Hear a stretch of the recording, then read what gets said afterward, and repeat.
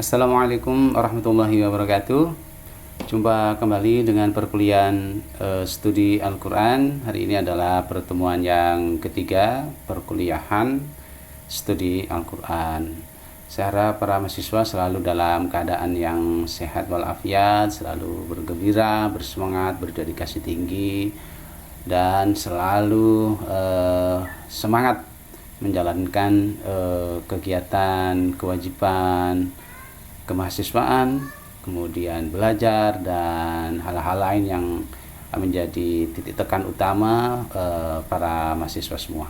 Baik, mari kita mulai perkuliahan kita dengan berdoa dulu. Semoga apa yang akan kita diskusikan hari ini pada pertemuan ketiga ini bisa kita pahami dengan baik, kemudian kita kembangkan dan menjadi satu hal yang bermanfaat untuk kita dan masyarakat pada umumnya, khususnya dalam masyarakat Islam di Indonesia.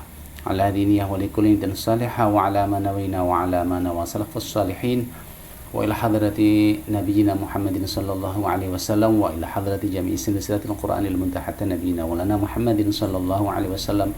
Al-Fatihah. A'udzu billahi minasyaitonir rajim. Bismillahirrahmanirrahim. Alhamdulillahirabbil alamin. Arrahmanir rahim. Maliki yaumiddin. Iyyaka na'budu wa iyyaka nasta'in.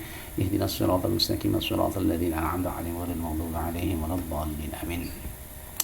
Baik, para mahasiswa, pertemuan ketiga kali ini akan membahas tentang pewahyuan Al-Qur'an. Nah, pewahyuan Al-Qur'an itu apa saja kira-kira dalam topik ini yang akan diasah kemampuannya untuk mahasiswa, dan materi itu meliputi apa saja. Baik, kita tampilkan slide-nya. Oke. Baik, ini adalah pengantar studi Al-Quran. Nah, pertemuan ketiga ini kita akan membahas bersama tentang ini topik ketiga ya, topik kedua ya, pewahyuan Al-Quran. Topik kedua, pewahyuan Al-Quran, atau dalam bahasa para ahli pengkajian Al-Quran atau ilmu ulumul Quran disebut dengan ilmu nuzulil Quran, pewahyuan Al-Quran. Nah, kompetensinya yang akan dicapai oleh mahasiswa yaitu mahasiswa dan mahasiswi, ini mahasiswa dan mahasiswi ya, salah ketik ya, mampu memahami, atau mahasiswa dan mahasiswi memahami pewahyuan Al-Quran dengan berbagai permasalahannya. Jadi apa saja permasalahan yang muncul dalam diskursus pewahyuan Al-Quran ini, baik dalam kajian insider maupun outsider, meminjam istilahnya Prof. Amin Abdullah. Insider itu orang-orang kalangan Islam dalam Islam sendiri, para ulama Islam. Kemudian outsider itu adalah para pengkaji Islam dari luar Islam, outside, orang-orang pengkaji Al-Quran dari luar Islam.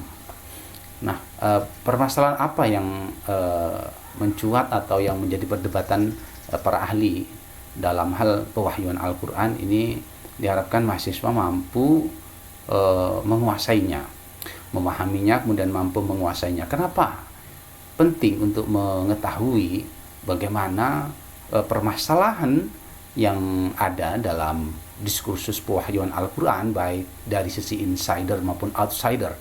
Insider dari kalangan Islam, ulama-ulama Al-Quran Islam, kemudian outsider adalah dari kalangan para pengkaji luar Islam, atau biasa kita menyebutnya orientalis atau oksidentalis misalnya.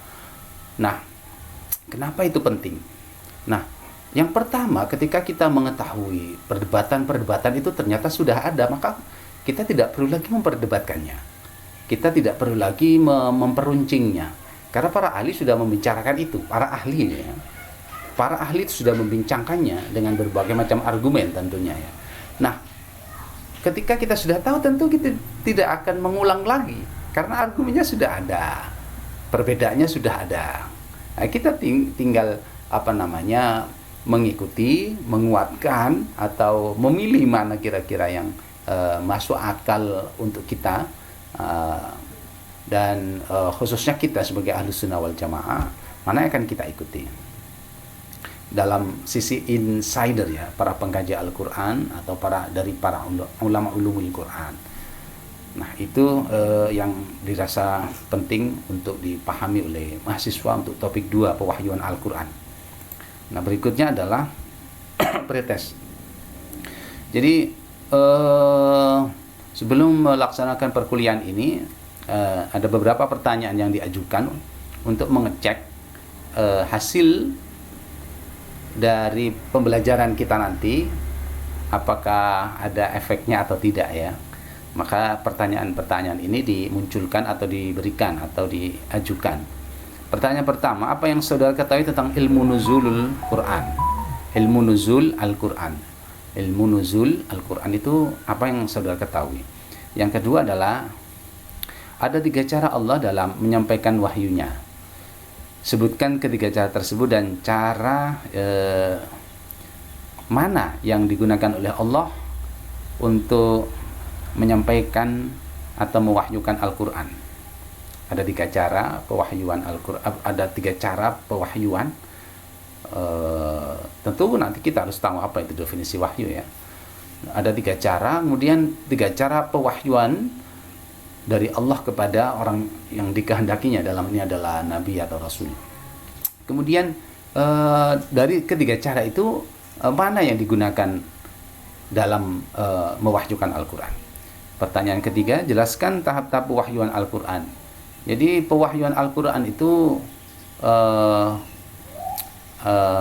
ada beberapa tahap, ada beberapa fase, ada beberapa tahapan. Nah, sebutkan itu, jelaskan tahapan-tahapannya. Tentu tahapan-tahapan ini akan memunculkan nanti banyak diskusi ya, memunculkan banyak diskusi tentang kalau misalnya di dalam ulama ulumil Quran sendiri akan memunculkan diskursus tentang bagaimana status Al-Quran itu sendiri ketika diwahyukan. Apakah dia bersifat qadim atau bersifat hadis? Nah ini akan menjadi perdebatan yang sudah lama ya, sudah lama, dan kita tidak usah memperdebatkannya lagi ya. Kita tinggal mengetahui argumennya, dan kita timbang. Dan yang keempat adalah jelaskan permasalahan tentang pro kontra Al-Quran itu qadim atau kudus. Qadim atau kudus, bukan qadim atau kudus ya sebenarnya, qadim atau hadis ya yang dimaksud ini, qadim atau hadis. Nah ini yang saya sebutkan tadi. Jadi di dalam ulama Al-Quran sendiri atau para ulama di dalam Islam itu memperdebatkan sejak para tabi'in pada kekhalifahan Al-Ma'mun, pada masa Imam Syafi'i, pada masa Imam Ahmad bin Hanbal, itu telah terjadi perdebatan yang sengit tentang apakah Al-Quran itu qadim atau hadis, makhluk apa bukan. Nanti akan kita kaji bagaimana itu argumen-argumen yang diajukan untuk menguatkan kedua kubu yang pro dan yang kontra, yang pro qadim dan yang kontra qadim misalnya, atau yang pro hadis dengan yang kontra dengan hadis. Kontra itu tidak setuju ya. Lalu yang kelima adalah jelaskan argumen Anda terkait tuduhan orientalis terhadap wahyu Al-Quran. Jadi Anda diminta untuk menjelaskan argumen untuk menyanggah ya. Menyanggah itu berarti ya membela, tentu dengan pembelaan itu tentu dengan data ya. Tentu dengan data. Kita tidak bisa membela secara teologis. Karena apa? Karena para orientalis itu ketika mengoreksi Al-Quran, mereka menggunakan data-data yang mereka punya, walaupun latar belakang atau background mereka adalah di antara mereka ada yang objektif melihat Al-Quran sebagai sebuah objek ilmiah yang diteliti secara ilmiah. Kemudian ada beberapa yang memang mempunyai mempunyai tujuan tertentu untuk memperlihatkan kelemahan-kelemahan Al-Quran. Baik, saya kira itu adalah 5 pretest atau tes yang Anda panjenengan semua jawab dalam sebelum melakukan perkuliahan ini. Baik, para mahasiswa, ini adalah materi yang akan kita diskusikan tentang pewahyuan Al-Quran atau ilmu nuzul Al-Quran. Baik, yang pertama kita akan melihat bagaimana definisi wahyu, kemudian bagaimana Al-Quran itu diwahyukan. Nah, ini untuk menjawab pertanyaan yang tadi, apa yang saudara ketahui tentang ilmu nuzul Al-Quran. Kemudian sama pertanyaan yang kedua, ada 3 cara Allah dalam menyampaikan wahyunya. Sebutkan ketiga cara tersebut dan cara mana yang digunakan oleh Allah untuk menyampaikan atau mewahyukan Al-Quran. Nah, 2 pertanyaan ini akan dijawab dalam materi ini, definisi wahyu, pewahyuan, dan pewahyuan Al-Quran. Baik, kita lihat apa itu studi nuzul Al-Quran. Studi itu adalah kajian ya. Studi itu dalam bahasa lain tadris, kemudian dirasa itu kajian atau studi ya, kata lainnya. Nuzul itu turun. Nuzul itu nazala yanzilu nuzul. Kemudian ada beberapa kata yang digunakan oleh Al-Quran untuk menjelaskan bagaimana Al-Quran itu turun, nazala. Tapi nanti kita akan bahas itu di segmen atau di bab berikutnya atau di materi berikutnya. Jadi studi nuzul Al-Quran adalah kajian proses penyampaian Al-Quran. Proses penyampaian Al-Quran. Penyampaian di sini yang dimaksud adalah pewahyuan Al-Quran. Baik ke Lauh Mahfuz, ke Baitul Izzah maupun kepada Rasulullah. Gitu ya. Kemudian tentang periodisasi turunnya, tentang ayat yang turun pertama kali dan ayat terakhir, dan tentang peristiwa yang mengiringinya. Jadi studi nuzul Al-Quran itu adalah kajian tentang pewahyuan Al-Quran atau penyampaian Al-Quran secara secara asal usulnya. Al-Quran itu asal usulnya bagaimana sampai dia turun ke bumi, sampai dia turun kepada Rasulullah. Ya, itu adalah batasan kajian studi nuzul Al-Quran. Ya, mulai dari Allah Allah berfirman, berkalam, kemudian turun ke Lauh Mahfuz ke Baitul Izzah, ya. Kemudian Baitul Izzah kepada Rasulullah. Kemudian periodisasi turunnya, periodisasi itu periode Makkah, periode Madinah. Nah, kemudian dari periodisasi ini ada kajian dalam referensi ulumul Quran tentang ayat Makki, ada ayat Madani, yaitu ayat yang turun di Makkah atau sebelum hijrah, kemudian Madani atau ayat-ayat yang turun di Madinah atau ayat-ayat yang turun setelah hijrah.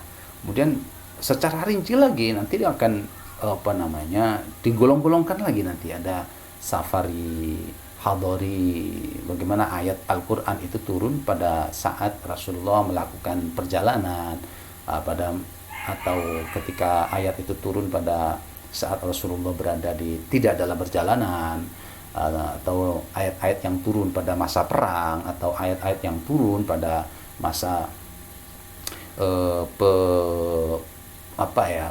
penataan hukum-hukum kemasyarakatan.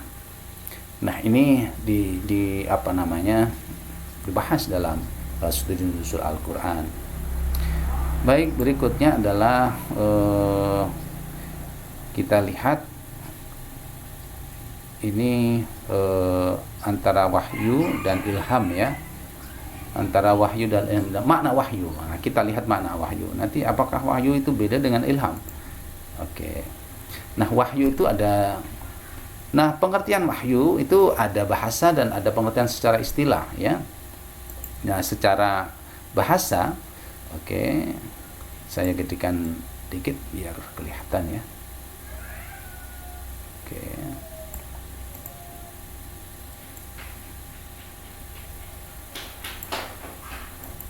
Nah, secara bahasa wahyu itu adalah bermakna ilham, ya, ilham. Di dalam Al-Quran itu misalnya ilham ada kata di dalam Al-Quran yang menggunakan kata yang mempunyai istiqoq atau kata dasarnya secara morfologi itu wahyu, ya. Wawuhaya. Misalnya, dan ini bukan bermakna wahyu dari Allah kepada seorang nabi atau seorang rasul, tidak. Kita lihat misalnya, dan ini bermakna ilham, ya, petunjuk dari Allah. Kita lihat misalnya pada surat apa ini,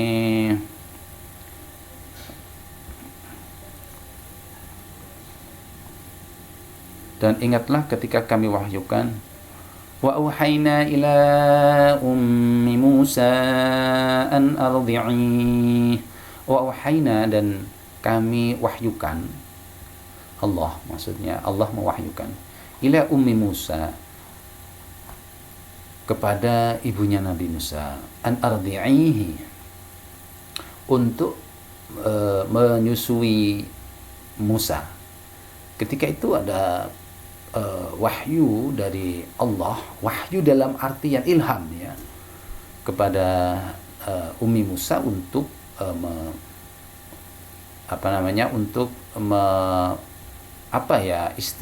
istilahnya sederhananya membuang Nabi Musa ke sungai supaya supaya selamat dari tangkapan Raja Fir'aun yang saat itu memerintahkan semua bayi laki-laki harus dibunuh. Karena khawatir bagaimana, karena seorang ibu, ya, waktu itu Nabi Musa masih bayi.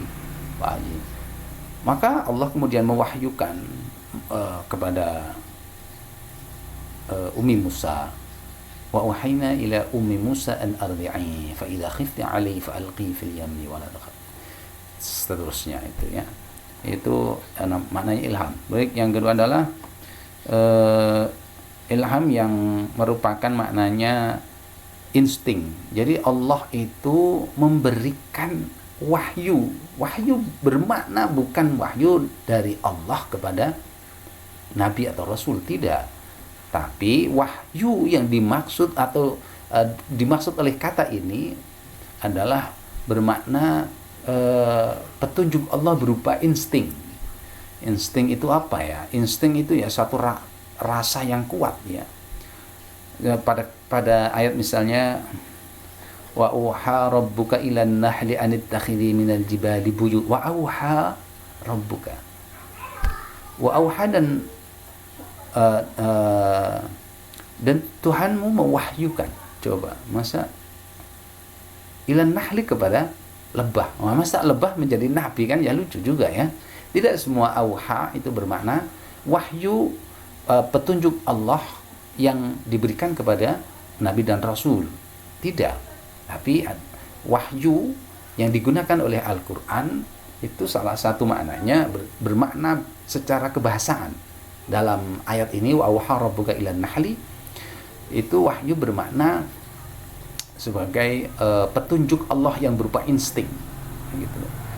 Nah, tentu insting lebah itu berbeda dengan insting kupu-kupu. Insting kupu-kupu berbeda dengan insting hewan yang lain. Begitu pula manusia punya insting sendiri, dan kecenderungan atau fitrahnya manusia adalah senang kepada kebaikan, ya, instingnya. Baik, yang ketiga adalah berikutnya isyarat, ya. Satu isyarat yang diberikan dengan cepat, ya. Isyarat itu begini, maksudnya fa kharaja, apa itu suratnya, itu surat, fa kharaja minal mihrabi fa auha ilaihim an sabbihu bukratan wa asyiya, itu loh, ya. Lengkapnya itu, tepatnya itu saya agak lupa, ini jarang terus ini. Fakharaja ala qaumihi fakharaja ala qaumihi minal mihrabi. Fakharaja ala qaumihi. Kemudian Zakaria keluar dari mihrabnya untuk menemui kaumnya. Fa'auha ilaihim. Kemudian Allah mewahyukan kepada Nabi Zakaria ini untuk disampaikan kepada umatnya. Tapi itu bukan berupa wahyu. Masa wahyu kaumnya Nabi Zakaria itu mendapat wahyu? Tidak. Itu adalah isyarat atau petunjuk ya. Baik. Kemudian makna berikutnya adalah godaan ya. Jadi wahyu itu maknanya juga ada yang negatif.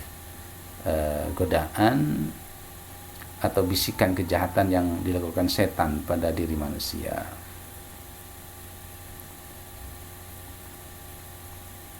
Ini dicari ayatnya sendiri ya. Baik, berikutnya wahyu secara bahasa itu juga berupa, itu bermakna perintah ya, bermakna perintah.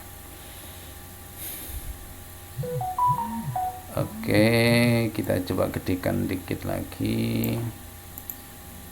Ini ingatlah ketika Tuhan, ini makna yang bermakna perintah ya. Ingatlah ketika Tuhanmu mewahyukan mereka bahwa aku ini maaf, ini saya lupa ini ayatnya ini ya. Baik, kita lanjutkan ya. Nanti kalau baca salah malah jadi dosa nanti. Nanti dicari sendiri ya. Yang ini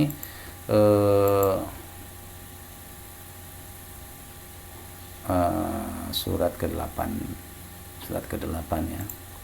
Saya nggak hafal surat keberapanya itu ya. Baik, selanjutnya adalah kita lihat definisi wahyu ya. Tadi sih makna wahyu secara bahasa ya. Ada beberapa definisi yang diberikan oleh para ulama ahli ulumul Quran. Yaitu diantaranya adalah, ini kurang jelas ya, kita gedein dikit. Oke.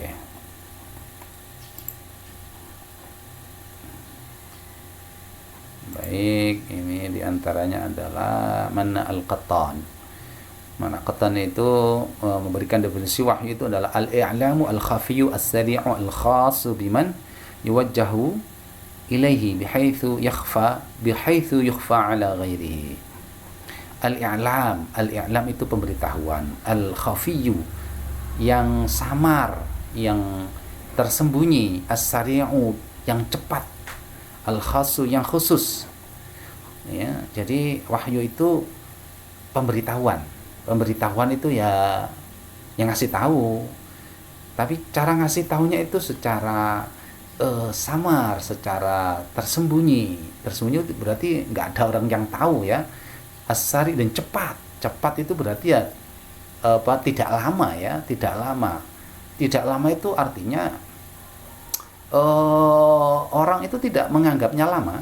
Al-khassu khusus itu tidak semua orang mendapatkan pesan itu, pesan tersembunyi itu. Biman yuwajjahu ilaihi, biman kepada orang, yuwajjahu biman yuwajjahu ilaihi ya, biman kepada orang yuwajjahu yang ditujukan, ilaihi bihaitsu yukhfa ala ghairihi, bihaitsu sekiranya atau dengan cara yukhfa ala ghairihi, yang tidak diketahui oleh orang lain.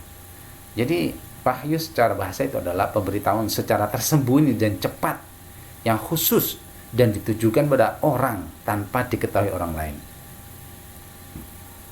Gitu ya. Selain orang yang dituju itu, jadi nggak ada orang yang tahu ketika orang itu mendapat wahyu atau tidak ya. Cara bahasa ya. Baik. Berikutnya Wahyu secara bahasa dari Ibnu Hajar Al-Asqalani, apa kata beliau? Al-wahyu lughatan al-i'lamu fi khafa'in. Wahyu itu secara bahasa adalah pemberitahuan yang tersembunyi, secara tersembunyi. Berarti pokoknya wahyu itu ya al-ilam, pemberitahuan, tapi secara sembunyi-sembunyi gitu ya. Al-i'lamu al-khafiyyu, itu Ibnu Hajar Al-Asqalani. Baik, secara istilah kita lihat apa sih wahyu itu. Nah, nanti dari definisi wahyu ini akan memunculkan diskursus perbedaan pendapat, perbedaan argumen yang menjadi permasalahan dalam kajian nuzul Al-Quran berkaitan dengan Al-Quran itu hadis, makhluk atau qadim atau bukan makhluk. Kalau dalam insider ulama-ulama Islam, kalau dalam outsider atau orang-orang pengkaji Islam dari luar Islam itu mengatakan apa benar itu wahyu? Apa benar itu wahyu? Wahyu kok begitu? Gitu ya. Begitunya bagaimana? Nanti kita lihat data-data yang digunakan oleh para orientalis untuk mengkritik Al-Quran bahwa Al-Quran itu bukan wahyu. Itu ya. Baik, selanjutnya adalah wahyu secara istilah kita lihat menurut Az-Zuhri ya. Az-Zuhri mengatakan al-wahyu ma yuhillahu ila nabiyyin al-anbiya'i fayusbituhu fi qalbi. Al-wahyu itu adalah sesuatu yuhillahu ila nabiyyin. Wahyu adalah segala sesuatu ya, pemberitahuan yang diwahyukan oleh Allah kepada Nabi, kemudian fayusbituhu, kemudian Allah meneguhkan wahyu itu fi qalbi, di dalam hatinya. Jadi wahyu itu adalah segala macam pemberitahuan dari Allah kepada Nabi, kemudian Allah meneguhkannya di dalam hatinya. Nah, itu bagaimana kita tahu bagaimana kita tahu? Wah, kita cukup iman saja, karena wahyu itu perkaranya iman. Baik, yang kedua adalah menurut Ibnu Hajar Al-Asqalani, wahyu itu adalah kalamullahi al-munazzalu ala nabiyyin min anbiya'ihi. Jadi wahyu itu adalah kalamullah. Nah, kalamullah ini akan menjadi satu diskursus. Kalam itu kalam itu apa ya? Kalau kita menerjemahkannya, kalam itu ya perkataan, pemberitahuan, pemberitahuan itu ya, perkataan atau pemberitahuan itu kalam. Ini akan memunculkan perbedaan, bahwa jika kalam kalau orang-orang Mu'tazilah itu kemudian memaknai kalam itu ya pasti mengandung lafdhin bilafdhin wa sautin, karena lafaz kan al-lafdhu ma yustamalu min al-hijaiyah, min harfil hijaiyah, ma yustamalu min harfil hijaiyah, yaitu segala sesuatu ma yustamalu bisautin, as-saut al-mustamil ala harfil hijaiyah, yaitu suara yang terdiri dari huruf hijaiyah, itu kan lafaz. Jadi orang-orang Mu'tazilah mendefinisikan, membatasi bahwa kalam itu pasti adalah suara, sedangkan suara itu kan makhluk. Oke, itu ya. Baik, berikutnya itu tentang kalamullah. Tapi kalau orang-orang ahli sunnah tidak. Kalam itu belum tentu kalamullah itu bila sautin, tidak ada suara, bila suarin tidak ada rupanya, tidak ya. Oke. Berikutnya adalah Ibnu Hajar, yang tadi mana Al-Qattan ya, kalamullah ta'ala al-munazzal ala nabiyyin min anbiya'ihi, itu menurut mana Al-Qattan. Kemudian yang kalamullahi al-munazzal itu kalam Allah yang diturunkan kepada para nabinya. Kemudian kalau menurut Ibnu Hajar Al-Asqalani, wahyu itu al-i'lamu bisyar'i. Wahyu itu ya pemberitahuan tentang syariat. gitu. Itu tentang pengertian wahyu secara istilah. Nah, pengertian wahyu secara istilah ini akan mengundang perdebatan ya. Perdebatan dalam permasalahan tentang Al-Qur'an ya. Nah, kalau perdebatan atau permasalahan dalam studi ulumil Quran berkaitan dengan pewahyuan Al-Quran itu adalah apakah Al-Quran itu makhluk? Kalau Ahlus Sunnah tidak, Al-Quran itu bukan makhluk, kalamullah ya. Al-Quran bersifat qadim, Al-Quran itu qadim gitu ya. Kalau kelompok Mu'tazilah tidak. Kalau Mu'tazilah itu menyatakan Al-Quran itu makhluk, karena Al-Quran itu bukan sifat Allah yang qadim ya, bukan sifat Allah yang qadim, bukan, tetapi tindakan kalau menurut orang Mu'tazilah ya. Karena kenapa? Apa alasannya?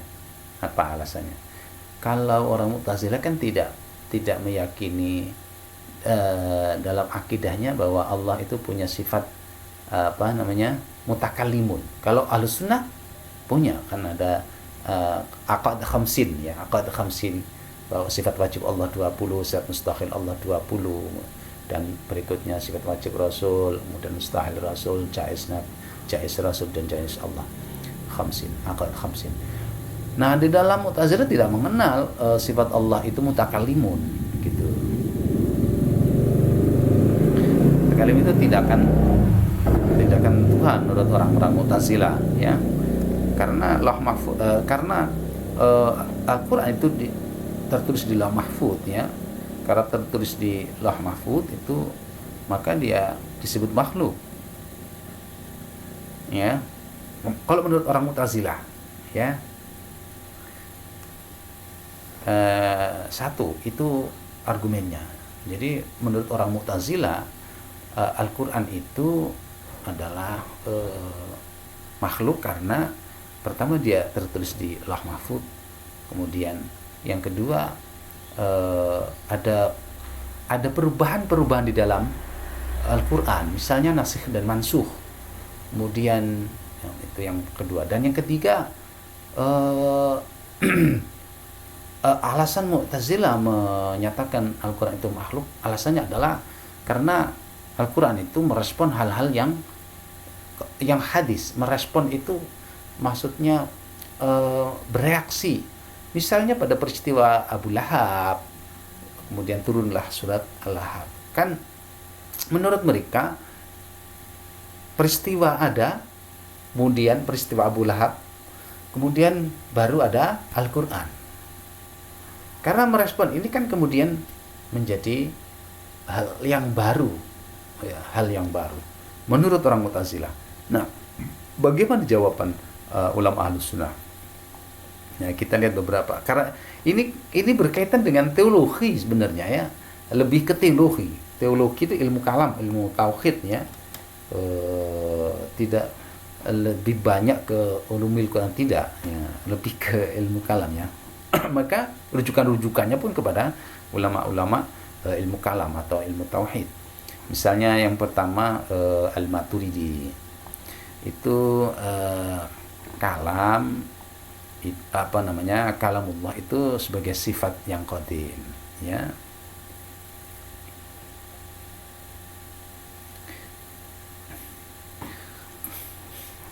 Yang pertama itu kalamullah. Menjawab ini bahwa Al-Qur'an itu makhluk karena itu adalah kalam yang tertulis di Lauh Mahfuz. Karena tertulis kan, berarti kan makhluk, tertulis. Baik, kemudian menjawab ini Al-Maturidi kemudian mempunyai konsep tentang kalamullah itu ada dua. Yang pertama, kalamullah yang berfirman dalam dirinya, ya, dalam pada Allah sendiri. Kemudian yang kedua, kalamullah yang ditulis dan dibaca, kalamul lafzi, yang tercipta dan merupakan salinan dari kalamullah yang qadim. Kemudian ini bisa dicek di Jalaluddin Suyuti, ya. Saya kira itu agak ruwet ini, ya. Ruwet itu ini akan nanti kita kalau dibahas ini akan masuk kepada pembahasan teologi.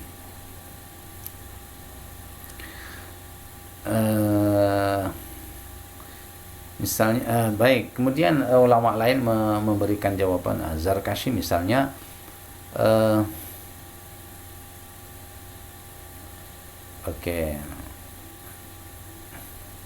saya kira itu, ya. Zarkashi juga banyak mengutip dari Ibnu Hajar Al-Haytami. Ibnu Hajar Al-Haytami mengutip beberapa pendapat dari golongan Al-Maturidi yang berkaitan dengan kalamullah itu adalah qadim, dan ulama Ahlussunnah menetapkan bahwa Al-Quran itu ya kalamullah bersifat qadim. Kalau misalnya dikatakan itu kan baru, bagaimana baru? Wong itu kalamullah kok baru? Baru itu dalam artian hadis atau makhluk? Tidak bisa. Kenapa tidak bisa? Karena begini, argumen yang diajukan oleh para ulama Ahlussunnah, kalamullah itu ya kalamullah, bukan makhluk. Masa makhluk? Kalau misalnya ya, saya ngomong begini, apakah ngomong saya ini adalah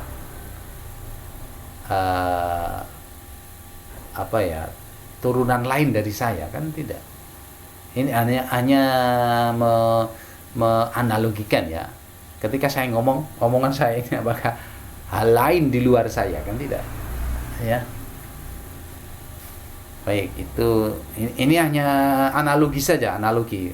Tidak boleh dianalogikan kepada Gusti Allah, tidak. Ya, saya kira itu. Kemudian berikutnya ini. Ya, saya kira itu, ya. Jadi perdebatan tentang wahyu Al-Quran itu kemudian menjadi satu yang mengemuka dengan pertanyaan apakah Al-Quran itu qadim atau hadis makhluk atau qadim, tidak makhluk. Baik, berikutnya cara penurunan wahyu. Cara penurunan wahyu secara umum, ya, bukan hanya Al-Quran, itu yang ada 3. Yang pertama adalah melalui perantara malaikat, yang kedua adalah melalui mimpi yang benar, yang ketiga adalah Allah berbicara langsung.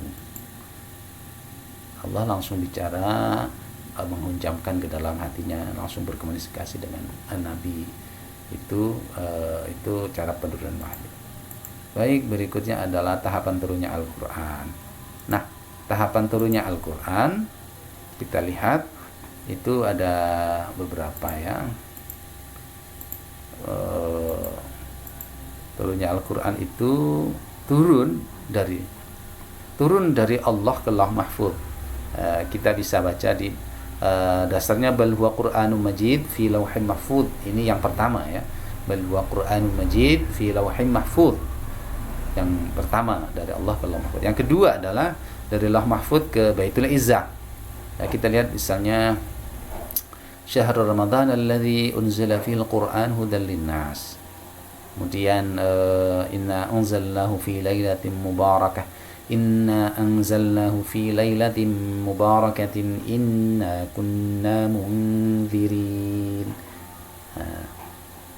Itu, ya. Kemudian Oh ya, yang dari Lauh Mahfud ke Baitul Izzah langit dunia itu adalah inna anzalnahu fi lailati mubarakatin inna kunna mundzirin. Sedangkan yang dari Baitul Izzah kepada Rasulullah itu adalah syahrul Ramadan alladzi unzila fil Qur'anu hudal linnas. Ya, itu ya. Baik, berikutnya adalah inna anzalnahu fi lailatul qadri. Ini adalah ayat Al-Qur'an yang menunjukkan bahwa Al-Qur'an itu turun dari Lauh Mahfud ke Baitul Izzah. Sedangkan dari Baitul Izzah ke dunia itu adalah syahrul Ramadan alladzi unzila fil Qur'anu hudal linnas. Oke, baik, berikutnya adalah tentang tuduhan apa saja yang diberikan oleh para orientalis terhadap Al-Qur'an dari sisi pewahyuan. Ini beberapa peneliti itu memberikan menjelaskan hasil penelitiannya, misalnya Giger ya, menjelaskan bagaimana isi Al-Qur'an itu ada doktrin-doktrin Yahudi. Artinya Al-Qur'an itu bukan wahyu. Al-Qur'an itu menurut Giger adalah cuplikan atau interpretasi Nabi Muhammad yang terinspirasi dari Taurat ya, Talmud. Nah, ini Giger yang pertama menuduh bahwa Al-Qur'an itu adalah buatan Nabi Muhammad yang mengambil inspirasi dari kitab-kitab Yahudi atau Talmud dan Taurat. Nah, buktinya apa? Giger itu mengajukan bukti bahwa dalam Al-Qur'an itu ada beberapa istilah-istilah Yahudi ya. Ada beberapa istilah dari Kristen tapi sedikit ya. Misalnya Giger mengajukan beberapa kosakata Ibrani yang disebutkan dalam Talmud misalnya, atau di Taurat misalnya, seperti kata Jahannam, Taghut, Ma'un, Malakut, Jannat, Tabut, Taurat. Itu kata yang hasil penelitian dari Giger bahwa Al-Qur'an itu menurut Giger berdasarkan kata itu banyak terpengaruh oleh Yahudi. Jadi kalau terpengaruh kan tidak mungkin dia wahyu. Terpengaruh loh. Berarti kan yang membuat ini, menurut Giger, yang membuat ini adalah dipengaruhi oleh Taurat. Kalau dipengaruhi berarti bukan wahyu. Karena Giger ini seorang rabi. Rabi itu adalah pemuka agama ya, tapi dia terus meneliti. Kemudian yang berikutnya adalah William itu orang orientalis setelah Abraham Giger ya, dan Theodor Nolde. Nah, ini sama dengan Abraham Giger bahwa dia atau William ini menolak bahwa Al-Qur'an itu adalah wahyu. Nah, data yang diajukan itu adalah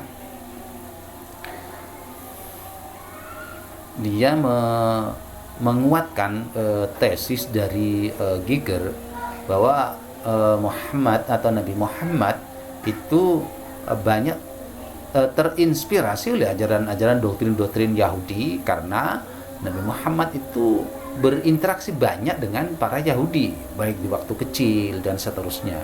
Oleh karena itu dia William ini melanjutkan penelitian Giger, menguatkan tesis Giger bahwa Al-Qur'an itu bukan wahyu tapi buatan Nabi Muhammad dengan pengalaman-pengalaman hidup yang bersentuhan banyak dengan para Yahudi.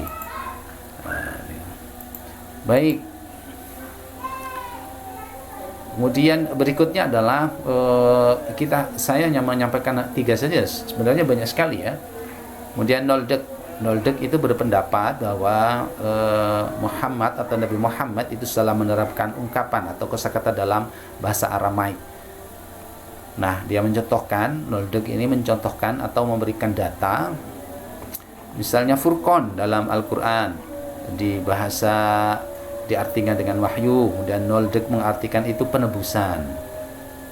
Kemudian kata lain juga seperti milah diartikan agama. Kalau menurut noldek itu adalah bermakna kata. Milah itu kalau noldek bermakna kata, bukan agama ya.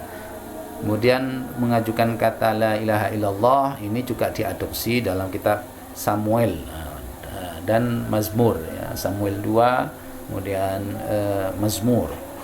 Nah, ini alasan-alasan atau tema-tema yang dijadikan pembahasan untuk mengkritisi Al-Qur'an. Baik, saya kira itu. Kemudian ini berikutnya adalah berarti sudah ya, saya sudah menyampaikan bagaimana orang-orang orientalis memberikan hasil penelitian mereka tentang Al-Qur'an dan bagaimana kita akan memberikan respon, memberikan reaksi, memberikan argumen-argumen itu yang berbasis data. Kemudian berikutnya, nah ini adalah perbandingan urutan turun dan urutan baca.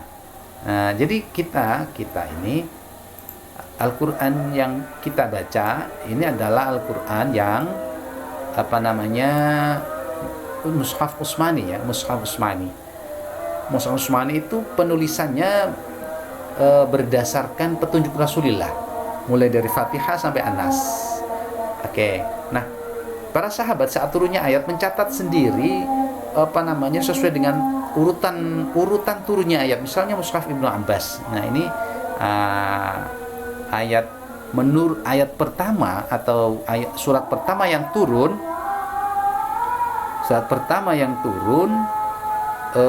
itu adalah surat Al-Alaq ya. Surat Al-Alaq. Nah, ini menurut Ibnu Abbas, tapi surat Al-Alaq itu ditulis dalam Mushaf Utsmani pada surat ke-96. Nah, ini.